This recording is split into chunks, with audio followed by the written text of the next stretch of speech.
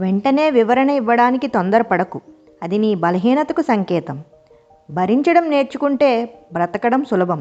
మనసును ప్రశాంతంగా ఉంచుకోవడం తెలిస్తే మనశ్శాంతి వస్తుంది. పుట్టుకతో ఎవరూ తెలివైన వారు కాదు. ఎందుకంటే జ్ఞానం అనేది వారి సొంత ప్రయత్నాల నుండి వస్తుంది. దారి చూపేందుకు ఎవరూ లేనప్పుడు మీ అనుభవమే మీకు మార్గదర్శి. మనం అన్నిటినీ వదిలేసినా వాటి జ్ఞాపకాలను మాత్రం వదిలేయలేం. మనది కాని దానిపై ఆశ పెంచుకోవడం మూర్ఖత్వమే అవుతుంది.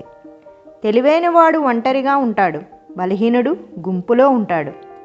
తొందరపాటు నిర్ణయాలు తీసుకోకు, జీవితాంతం ఏడవాల్సి వస్తుంది.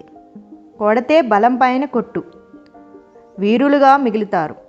బలహీనతపై కొట్టకండి, పిరికివారిగా మారతారు. బయట వాళ్ళకి ఇచ్చే సమయం విలువ మన వాళ్ళకి ఇస్తే మన వాళ్ళు బయట వాళ్ళు కాకుండా ఉంటారు. కొన్నిసార్లు నీ ప్రమేయం లేకుండానే నీ మీద నిందలు వస్తాయి. నువ్వు ప్రతీకారం తీర్చుకోవాలి అనుకోకు. ఎందుకంటే ఆ సమయంలో భగవంతుడు సహనం గమనిస్తున్నాడని తెలుసుకో. కోపం తెరలాంటిది, తీస్తే పోతుంది. బాధ గాయం లాంటిది, మానిపోయినా అలానే ఉంటుంది. ఎవరికీ తెలియని మన బాధలు కూడా తడియారని కనురెప్పలకు తెలుస్తాయి. ఒక్కసారి నిర్ణయం తీసుకున్నాక మళ్ళీ వెనక్కి తిరిగి చూడకు.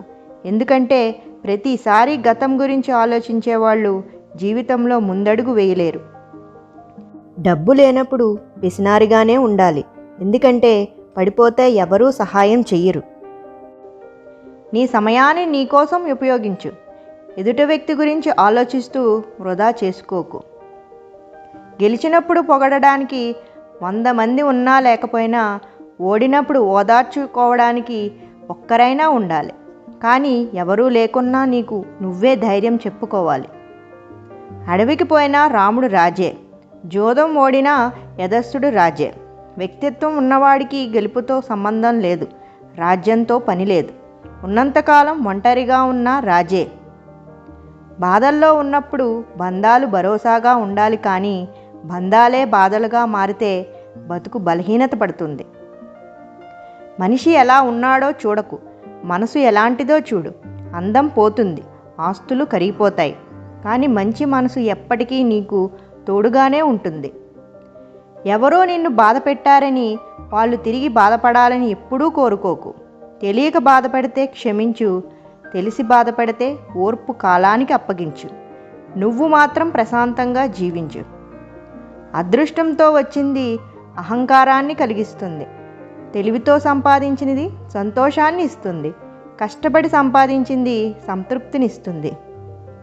చేసిన మేలు మర్చిపోవడం, అవసరం తీరాక మర్చిపోవడం మనుషులకు వెన్నతో పెట్టిన విద్య. నేటి లోకం తీరు కింద పడితే పట్టించుకోరు, పైకి ఎదిగితే జీర్ణించుకోలేరు. ఏ మనిషికైనా మనం విలువ ఇవ్వగలం, కానీ విలువలు తేలేం.